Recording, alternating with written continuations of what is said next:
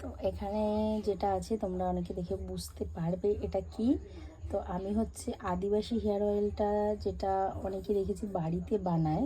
তো সমস্ত উপকরণ তো আমার কাছে নেই, যা যা আছে সেগুলো দিয়ে আমি কিভাবে বানাচ্ছি সেটাই দেখাচ্ছি। তো এখানে আমি নিয়ে নিয়েছি পেঁয়াজ আর লাল জবা, কারি পাতা, জবা ফুলের কিছু পাতা, কালো জিরে, মেথি। আমি এখানে কোকোনাট অয়েল, এই কোকোনাট অয়েল দিয়ে আর এই সমস্ত উপকরণ দিয়ে একসাথে আমি ফুটিয়ে তারপর এই তেলটা বানাবো। তেলটা দিয়ে দিচ্ছি।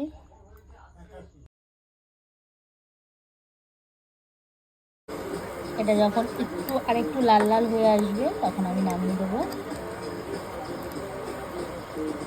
এই যে তেলটা রেডি হয়ে গেছে।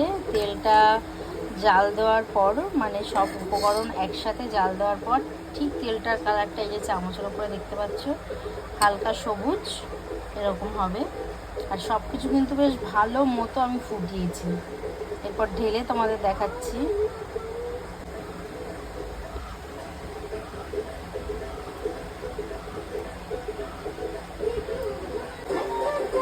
তেলটা এই যে আমি ঢেলে নিয়েছি একটা কাপে। ঢালার পর ঠিক এরকম কালারটা। এবার এটা একটা বোতলে ঢেলে তোমাদের দেখাচ্ছি। এই যে আমার তেলটা রেডি হয়ে গেছে।